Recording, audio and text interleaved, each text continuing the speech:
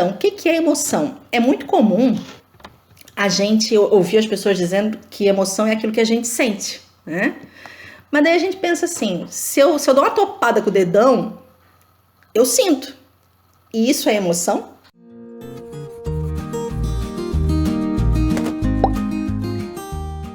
E eu sinto amor pelo meu filho. Isso é emoção? Não. Isso é sentimento. A emoção tem a ver com uma reação instantânea que acontece em menos de meio segundo, né? E que tem a ver com a maneira como a gente foi construído, criado, elaborado por Deus. É lindo quando a gente pensa que a emoção ela é uma reação do nosso cérebro a algo que acontece. E é uma ação que é automática e ela é perfeita. Por quê? A gente não gosta de sentir medo, né? E aí pensa, pô, mas o medo é perfeito? Esses dias eu estava assistindo um vídeo, o cara deu um exemplo muito bacana que eu vou reproduzir aqui. Imagina uma pessoa na praia feliz, curtindo a água, brincando e tal, de repente ela vê uma sombra que faz parecer, ainda que não seja, um tubarão. Imediatamente, todo aquele prazer, toda aquela alegria que ele estava sentindo muda, né? A boca seca, o coração acelera, de repente ele tem um impulso de sair correndo dali. Tudo isso tem a ver com a emoção de medo que foi gerada pelo cérebro, né? O intestino para de peristaltar, às vezes até a pessoa acaba fazendo xixi quando está com muito medo. Por quê? Porque o próprio organismo paralisa ou diminui a ação de algumas partes para concentrar o fluxo sanguíneo nos grandes membros, nas pernas, nos braços, para fazer com que a pessoa se mova e reaja rapidamente a um perigo. Imagina se ao ver um tubarão a gente pudesse pensar, é um tubarão, vou agora acelerar meu batimento cardíaco para poder mandar mais sangue para as pernas, para poder... Se a gente tivesse que tomar consciência de tudo isso, seria uma loucura, né? Porque a gente não conseguiria reagir de forma satisfatória a uma situação, por exemplo, de perigo. Beleza? Bem, diante disso, que a gente tem, a partir de uma emoção, agir rapidamente, a gente pensa, tá, mas por que então a gente nem sempre reage da maneira que gostaria ou da maneira que deveria, né? O nosso cérebro, ele está de alguma forma programado para reagir de modo a nos gerar a segurança, a sobrevivência, e nem sempre ele faz uma leitura das circunstâncias da maneira como deveria. Por quê? Porque ele registra memórias, ele registra lembranças, e muitas vezes essas lembranças que nos causam raiva, que nos causam medo, que nos causam tristeza, elas ativam na gente essa memória do momento lá, de repente, da infância, de um outro momento da nossa vida em que aquela dor foi gerada, que aquele medo foi gerado. Então, por exemplo, se a pessoa, quando jovem, quando criança, sei lá, ficou presa numa casa que começou a pegar fogo, e aí aquele cheiro, de alguma forma, ficou registrado na lembrança dela. E aí, passados anos, ela, de alguma forma, teve um trauma, marcou, né, aquela circunstância na vida dela. E anos mais tarde, numa outra situação em que ela não corria perigo, ela sentiu um cheiro de algo queimando e aquilo trouxe nela um pavor e uma reação muito mais exagerada do que caberia naquela circunstância. E aí quem está ao redor não entende, por exemplo, por que essa pessoa reagiu com tanto desespero a um simples cheiro de algo queimando. Na verdade, o cérebro dela, a parte, né, do nosso sistema emocional não gerencia muito bem o tempo, então o que acontece é que ela teve ativado um gatilho emocional associado àquela lembrança e na hora ela teve uma reação semelhante à que ela teria se ela estivesse revivendo aquela situação de perigo. Então isso acontece muito mais frequentemente do que a gente imagina, porque na maior parte dos casos em que a gente reage mal a uma situação, não tem necessariamente a ver com aquela situação, mas sim com o fato dessa situação que é atual desencadear na gente algo que estava oculto, escondido, e faz com que a gente tenha uma reação inadequada, exagerada, enfim. Então, assim, a gestão emocional, muita gente pensa que tem a ver com controlar as emoções. Não é? É muito comum que as pessoas pensem que gestão emocional tem a ver com o controle das emoções. Mas veja bem, Se a emoção é algo que acontece em menos de um segundo, é uma reação automática em menos de um segundo, como é que eu vou aprender a controlar minhas emoções? E até que ponto é útil eu controlar minhas emoções? Na verdade, a gente não consegue controlar as emoções. A gente consegue tomar consciência dessas emoções, começar a tomar consciência de alguns gatilhos que que são acionados e começar a pensar sobre essas situações e mover todo um esforço, né, pessoal de querer identificar a causa, por exemplo. Eu lembro de uma situação que não faz muito tempo que o meu marido fez algo que agora eu não me recordo exatamente, mas aquilo me deixou nervosa, irritada. Só que a minha irritação, ela foi assim muito exagerada e ele não fez nada demais. E na hora, como eu já estou um pouco treinada nisso, eu pensei, opa, minha reação foi exagerada. Por quê? O que ele fez para mim me ocasionou algo que me fez lembrar de algo. O que foi? Na verdade, qual foi a causa dessa minha irritação? Porque não foi na fala dele. E aí eu comecei a pensar e vi que, de fato, aquela situação tinha me lembrado, me feito lembrar uma outra circunstância da minha vida. E daí a minha reação de agressividade até, né, um pouco maior do que deveria. E isso a gente precisa fazer, né, para aprender a administrar não as nossas emoções, mas os nossos comportamentos. Porque ao administrar o comportamento, ao entender um gatilho emocional que gerou uma determinada reação que foi inadequada àquele contexto, ou que nos causou desconforto, ou que causou desconforto ao outro, enfim, que gerou um conflito, eu preciso entender que aquilo tem, muitas vezes, uma causa que não tem a ver com aquela situação. Por exemplo, é muito comum nas pessoas que vêm se aconselhar comigo a respeito de casamento, que elas se queixem que o casamento não está mais dando certo, que o marido não se comunica, que, enfim, tem uma série de fatores aí que as mulheres costumam apontar. Mas quando a gente vai começando a mapear, a identificar os problemas do casal, a gente identifica, na grandíssima parte das vezes, que o problema não está no casamento em si. Na verdade, o problema que aparece no casamento, ele é muito mais um reflexo do que a causa do problema. E aí a gente vai começando a desenrolar a situação e ver que a causa está muito mais atrás. E daí a pessoa não está combatendo a causa, está combatendo o sintoma, né? Em vez de um remédio para dor, em vez de um remédio para alguma enfermidade, ela toma um remédio para febre, por exemplo. Mas a febre só está sinalizando o problema, ela não é o problema. E muitos dos nossos conflitos no dia a dia, eles não são a causa, eles são o que transborda, né, de algo mal resolvido dentro de nós, que a gente muitas vezes coloca uma pedra em cima e não quer mexer.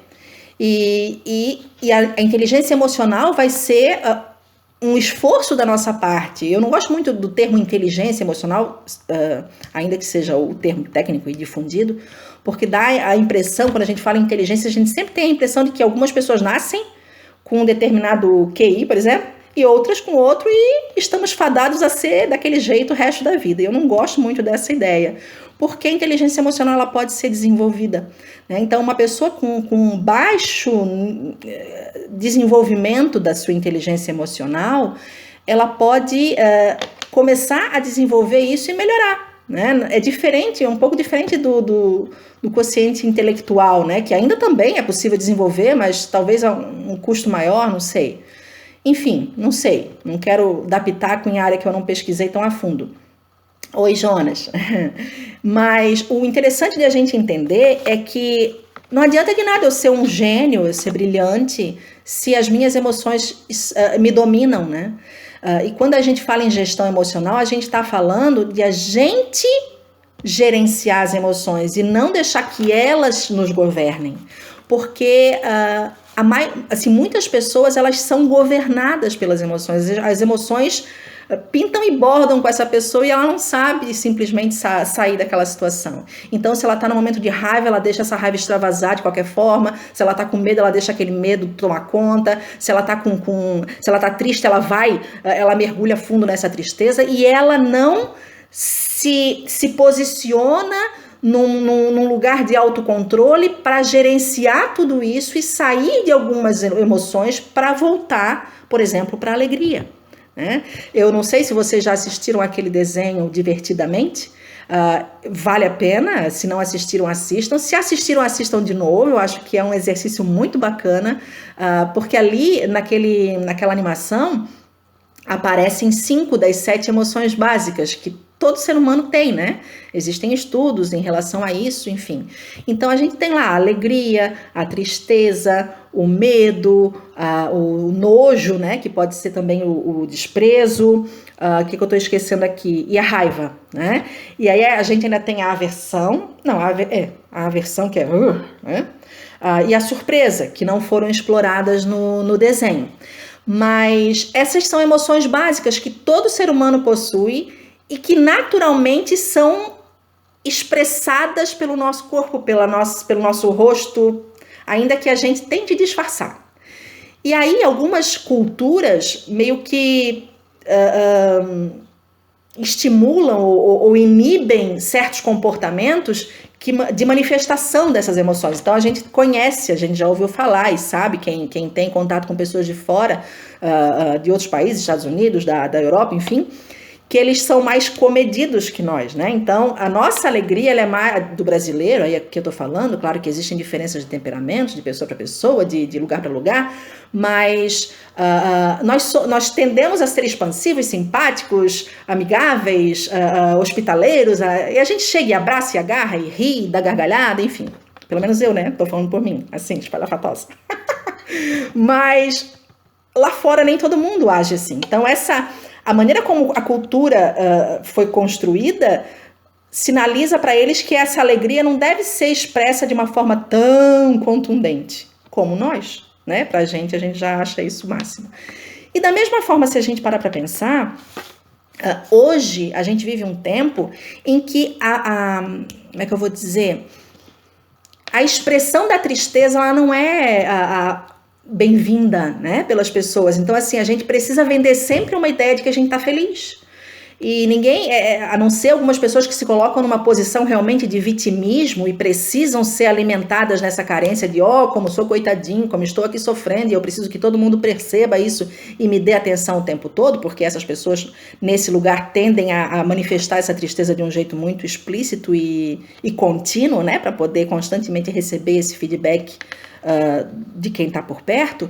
Mas tirando esses casos, a maioria das pessoas, mesmo quando está triste ou frustrada, ou enfim, ela transparece uma felicidade, ela coloca uma máscara, porque socialmente é isso que é aprovado. E aí eu sei que aqui o meu público ele não é apenas de cristãos, eu tenho uma rede muito ampla de pessoas que me seguem, enfim. Nós não somos em tantos aqui, mas o vídeo está sendo gravado para ser veiculado posteriormente também. Mas dentro da igreja, por exemplo, né, a gente vê muitas pessoas que mascaram uma dor, mascaram uma tristeza e colocam um faz de conta, vivem um faz de conta de felicidade que vai minando, né, que vai sufocando, que vai trazendo um peso, um jugo que não deveria existir. E chega uma hora que a gente não aguenta, né? Porque nós não somos super-heróis, nós somos humanos. E se a gente vai fingindo que tá tudo bem, chega uma hora que a gente vai sucumbir, a gente vai quebrar. E por isso a importância de a gente pensar sobre essas coisas. E não tem como gerir, não tem como administrar todas essas emoções, esses sentimentos, esses comportamentos, enfim, esse turbilhão de circunstâncias que a gente não consegue controlar ao nosso redor e que nos provocam determinado desconforto, se a gente não estiver disposto a olhar para dentro, a mergulhar dentro de si. Tem uma história bíblica de um cara que era líder do exército, o nome dele é Naamã, e ele era o cara, assim, um super poderoso, muito importante, mas ele tinha aquela doença da lepra, que é bem famosa na Bíblia, e quem tinha aquela doença não podia ficar circulando socialmente, né? Tinha que ficar morando num lugar bem afastado. E ele conduziu o exército daquele país. Então ele tinha que esconder aquela lepra. E aí, na Bíblia, conta que ele precisou mergulhar 7 vezes no Rio Jordão, que era um rio bem poluído na ocasião, para poder ser curado. E ele não gostou, obviamente, porque esse mergulho para dentro, né? O Jordão ali representa também o nosso interno. Ele não é agradável, Quando a gente precisa, ou quando a gente entende que precisa mergulhar para dentro de si mesmo, para começar a se olhar, para começar a se entender, para começar a perceber as questões que precisam ser repensadas, que precisam ser trazidas para fora. Sabe aquele quartinho que a gente guarda um monte de entulho e não quer abrir? E vai colocando coisa. Mas chega uma hora que a gente precisa abrir e mexer. E ai meu Deus, quando a gente abre e mexe, sai tanta coisa lá de dentro, tanta coisa velha, quebrada, empoeirada, suja, podre, sei lá. E não é gostoso, né? Esse tipo de faxina não é agradável. Mas é necessário, porque não adianta ter a casa toda limpa e aquele quartinho lá cheio de barata, por exemplo. Então a gente precisa fazer esse autocontrole, porque não adianta eu ter um bom emprego, não adianta eu ser um gênio, não adianta eu ter status social, não adianta eu ter um monte de coisa se eu não consigo gerenciar as minhas emoções. Então eu preciso mergulhar dentro de mim para entender algumas questões, parar e ver, tomar um outro rumo, né? Se eu reajo dessa forma, se eu costumo sempre ter esse tipo de reação, por quê? Qual é a causa disso? E nem sempre a gente consegue fazer isso sozinho. Às vezes a gente vai precisar de ajuda. E é legal a gente precisar de ajuda. Só que a gente não gosta de precisar de ajuda. Nós somos orgulhosos, nós temos dificuldade de reconhecer que a gente tá mal. Nossa, como é difícil chegar para alguém e dizer, eu tô mal. Né? Quem costuma ter facilidade com isso é porque se coloca de novo naquele lugar, né? Ai, pobrezinho que sou. Que também não é um bom lugar. Não é disso que eu estou falando, e aí eu vou ter uma outra oportunidade para falar sobre essa questão do vitimismo, que é muito importante também de a gente pensar. Mas é importante eu mergulhar dentro de mim e começar a entender por que diante de uma determinada situação eu tenho determinada reação. Por que eu fico tão incomodada? Por que eu fico com tanto medo? Porque às vezes o medo que a gente sente é um medo irracional. Eu já vivi uma experiência, eu era muito jovem, que eu fiquei 2 horas em cima de uma cadeira esperando a minha mãe chegar porque tinha uma aranha na minha frente. E eu fiquei com a vassoura pronta para bater nela, mas eu não tinha coragem de bater nela, eu tinha pavor de aranha. Quando a minha mãe chegou, eu lembro que eu tinha uns 12 para 13 anos, eu estava exausta, porque eu estava em pé numa cadeira tensa, achando que a aranha ia virar um monstro, ia pular em mim e ia me matar. Só que era uma aranhinha, uma coisinha assim, ó. Então era um medo irracional. Mas na verdade o meu medo não era daquela aranha. Ele tinha a ver com uma situação que eu vivi lá atrás, de 7 anos de idade, em que eu tinha o sonho de ter uma casinha. Meu pai fez uma casinha, a gente morava no Rio Grande do Sul. E lá em Caxias do Sul fazia muito frio, então eu fiquei um período sem entrar na casinha. E quando eu entrei na casinha, tinha aranha para tudo que é lado, tudo que é loucinha, tudo que é coisinha que eu pegava tinha uma aranha, eu fiquei apavorada. E aí eu nunca mais entrei naquela casinha. E como tinha muita aranha naquele lugar, volta e meia dentro de casa a gente pegava uma aranha e aquilo me trazia aquele pavor e aquilo eu fui levando vida fora, né? E olha só, fui morar num sítio, né? Não faz muito tempo que eu resolvi essa questão com as aranhas. Mas chegou um momento da minha vida que eu percebi que aquele meu medo era descomunal, era muito desproporcional. Então eu precisei gerenciar os meus comportamentos. O medo me gerava pavor, o coração acelerava, eu ficava arrepiada, enfim. Mas daí eu tentava respirar, eu tentava controlar meu pensamento e pensar, poxa, essa aranha não tem como fazer nada contra mim, eu vou pegar um chinelo e vou bater nela. E pronto, né? Às vezes ela fugia, enfim, outra história.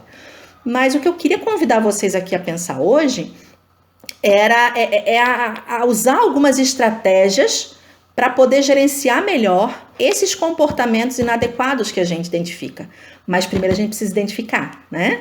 A gente precisa começar a identificar alguns comportamentos. Eu queria passar algumas dicas para vocês que eu aprendi, eu acho que a gente segue para a vida, né? Primeira delas, e eu acho que é muito pontual para esse tempo que a gente está vivendo. A gente não deveria, né? Mas às vezes a gente faz isso, ser esponja emocional. Não sei se vocês já ouviram falar nesse termo, esponja emocional. Que é diferente de ter empatia, né?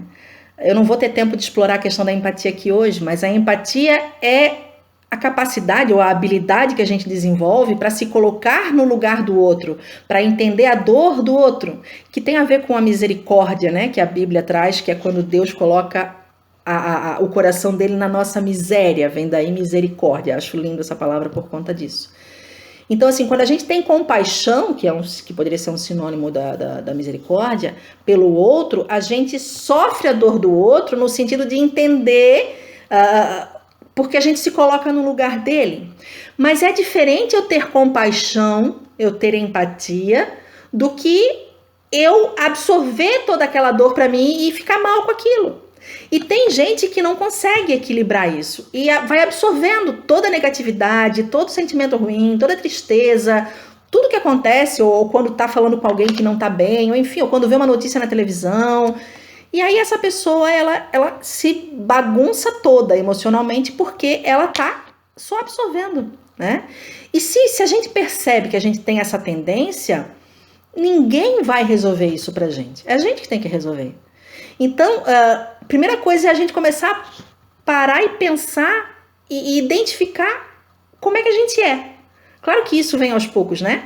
Mas no momento em que você percebe que você tem a tendência de absorver de um ambiente ou de uma pessoa aquela carga emocional, o que a gente precisa saber administrar então, né? Opa, se eu sei que eu sou uma esponja emocional, por que num momento como esse, de isolamento, de mortes diárias, eu vou ficar o dia inteiro na frente da televisão, lendo notícia de morte? Não vou?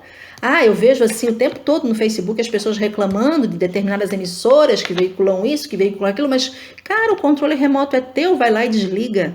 É muito simples. Né? A TV tem a opção de ficar falando a mesma coisa o dia inteiro, mas você tem a escolha de assistir ao que você quer ou de não assistir nada. Eu não tenho televisão em casa há anos e sinto uma liberdade tremenda por isso. E me incomodo em ambiente que só tem televisão ligada o tempo todo. Sempre me incomodei. Mas é importante a gente se conhecer e começar a filtrar. A gente precisa desenvolver o filtro. Eu acho que de tudo que eu poderia falar aqui, uma das principais coisas é que a gente precisa tomar o posicionamento, o controle, não o controle das emoções, mas o controle do nosso comportamento. Como é que isso vem? No autoconhecimento.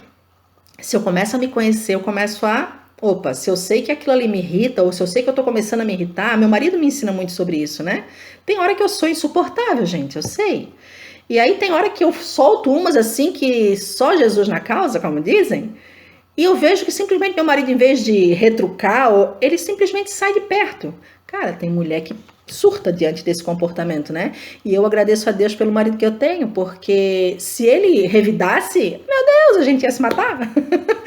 Então, assim, ele sabe que o momento não é bom, ele se afasta.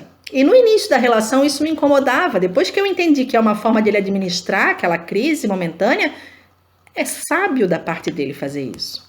E a gente vai aprendendo a desenvolver isso, né? A gente vai aprendendo a administrar, estou extrapolando, não é um bom momento, vou ficar quieto, engole. Não vou reagir, não vou retrucar, não vou...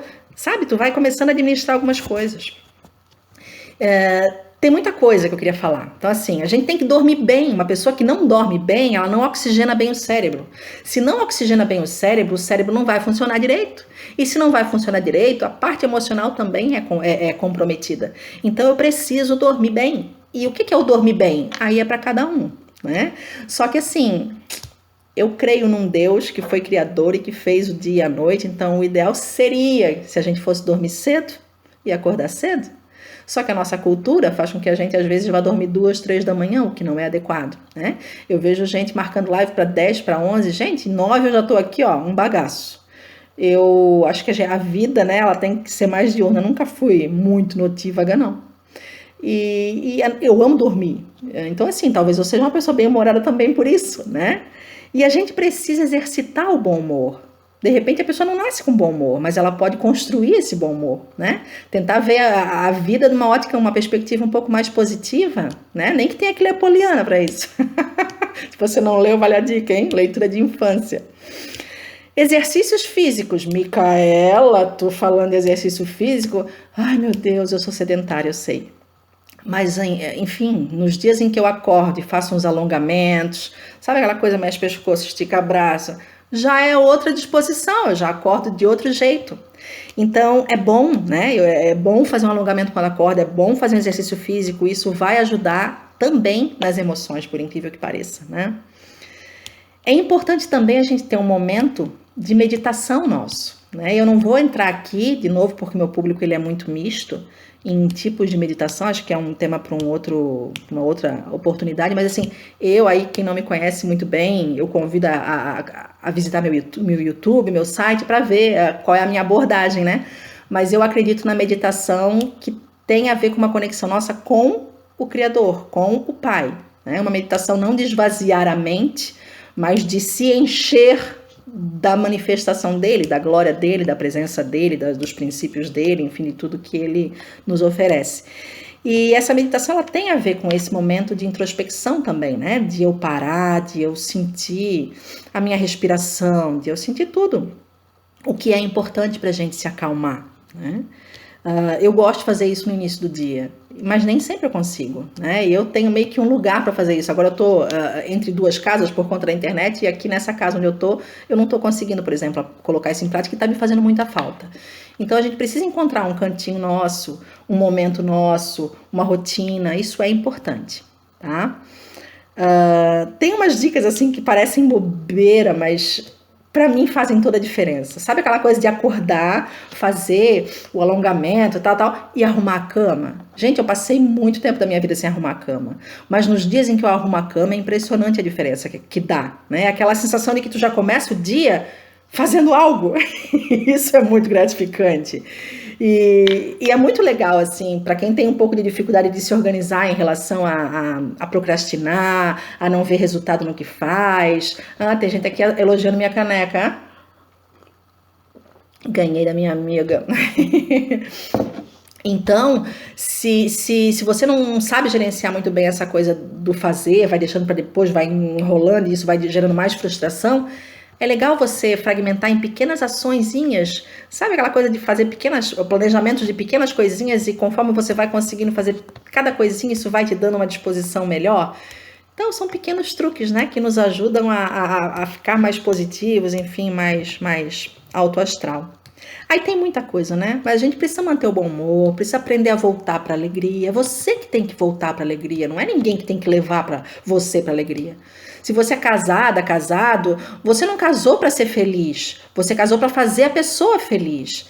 Então, assim, ninguém vai te fazer alegre ou feliz, é você que tem que fazer isso.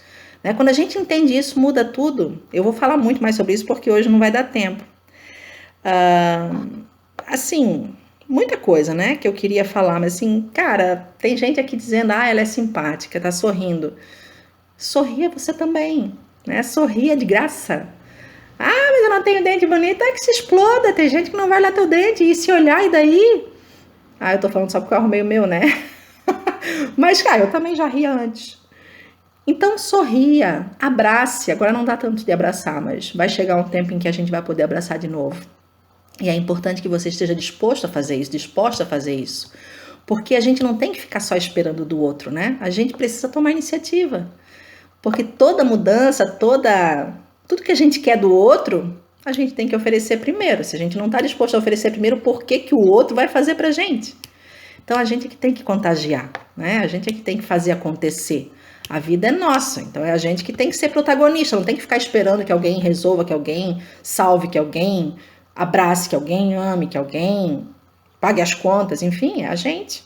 E se alguém ajudar, beleza, se alguém vier e contribuir, beleza, mas e se não vier? Você vai perder uma vida se lamentando ou esperando? Não, né? Então a gente precisa gerenciar isso. E assim, eu não acabei não, mas eu tô com medo de começar uma coisa que eu não dei conta de terminar. Até porque eu falei de gestão do tempo, né? E eu não tô gerenciando muito bem o tempo aqui da nossa live, mas beleza. Tem uma coisa que eu queria falar com vocês. Eu já escrevi sobre isso e as pessoas reagiram muito bem e é uma coisa que eu acho muito, muito, muito, muito legal quando a gente entende, né? Tem gente que se ofende com muita facilidade. Tem gente que toma o que o outro fala ou o que o outro faz muito facilmente. E claro que quando a pessoa que nos falou algo que foi dolorido de ouvir, ou que nos feriu em alguma medida, se essa pessoa é muito próxima, isso nos fere. Até porque ela é próxima, porque se fosse alguém que não fosse próximo, provavelmente não feriria assim. Mas, de repente, aquela pessoa só tem isso para te oferecer. né? A gente tem que levar em consideração que aquela pessoa também tem a sua história de vida, também tem as suas dores, também tem seus bloqueios, também tem seus traumas. E de repente aquilo que ela te ofereceu naquele momento não foi o melhor que ela poderia oferecer. Será que ela tem algo melhor para oferecer? Talvez até tenha, mas naquele momento ela não te ofereceu algo bom. Então vamos considerar que esse algo que ela te ofereceu foi um lixo. Se ela te xingou de alguma coisa qualquer, ou se ela foi agressiva, mesmo que verbalmente ou de outra forma, foi um lixo que ela te ofereceu. É ruim? É. Mas a pergunta que eu queria te fazer é: por que que você tem que pegar esse lixo e levar para você? Por que que você simplesmente não chega e diz assim, ó, eu não quero teu lixo. Não, isso aqui não é para mim. Não, eu não vou levar isso para mim. Não, isso não é verdade a meu respeito. Entende? Por que que a gente pega esse lixo tão facilmente e guarda e às vezes fica anos remoendo uma mágoa, fica anos remoendo algo e aí tá aí, ó, os gatilhos vêm, acionam aquilo que não está bem resolvido e a gente explode às vezes com quem não tem nada a ver com aquela situação, né? Nem entendeu por que que a gente reagiu daquela forma. Então a dica que eu te dou é essa, assim, pra gente terminar. Não sei se era para eu dar dica hoje, mas enfim, acabo falando sempre isso. Você não tem que carregar o lixo dos outros, né? Se alguém te ferir de alguma forma, e vai te ferir porque a gente não consegue controlar o outro, a gente não consegue controlar o que está ao redor, a gente nem consegue se controlar, quem dirá o outro. A gente não tem que tomar isso como uma verdade para a nossa vida, né? A gente precisa sim, se a gente crê nesse Deus, perguntar para ele, né, se é assim que ele vê a gente, se isso faz sentido para ele, se essa é a verdade dele, porque talvez seja, talvez aquilo que estejam falando a teu respeito seja verdade daí. Aí você também precisa pensar sobre isso, mas tem que buscar, tem que analisar. Eu queria convidar vocês a visitar meu site, que ainda não foi, tem um e-book de presente para vocês lá, tá bom? Eu tô preparando meu blog, que vai ficar pronto, acho que essa semana, para começar. Todo dia da semana vai ter um tema diferente. Então, assim, eu vou falar sobre diferentes temas. Como eu falei, toda segunda-feira, às 9 horas, eu vou fazer uma live aqui sobre um tema que tem a ver com identidade, com emoções, com um monte de coisa dessa vibe. E os assuntos relacionados mais à minha formação acadêmica, eu vou produzir numa outra live, quando eu estiver um pouco mais familiarizada, para não pagar tanto mico, né? Num outro dia, num outro horário, para não misturar muito as estações aqui, tá bom?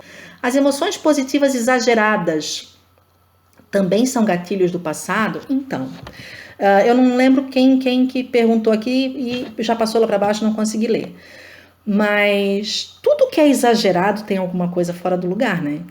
Isso é importante. Eu não sei se vocês foram no meu site hoje ou ontem, e eu escrevi um resumo da minha história de vida, pelo menos o que me interessava colocar naquele momento ali, e eu falo disso, né? Que às vezes a gente sai de um extremo e vai para o outro, buscando, né? Se entender, se conectar. E a verdade é que o que a gente precisa é encontrar um equilíbrio. Então, tudo que é demais, alguma coisa está fora do lugar, né? E se está fora do lugar, tem que encontrar a raiz do problema. A raiz pode ser recente, pode ser algo que aconteceu recentemente, mas é muito possível que seja algo lá de trás. E eu vou trazer muitos temas que vão ajudar vocês a identificar muitas dessas questões. Pode ter certeza que vai ser um prazer compartilhar tudo isso, tá bom? Para que a gente se entenda, né? Porque tem muitas coisas que são lá da nossa infância, que são lá da nossa, às vezes até da gestação, por incrível que pareça, que nos travam até hoje, né?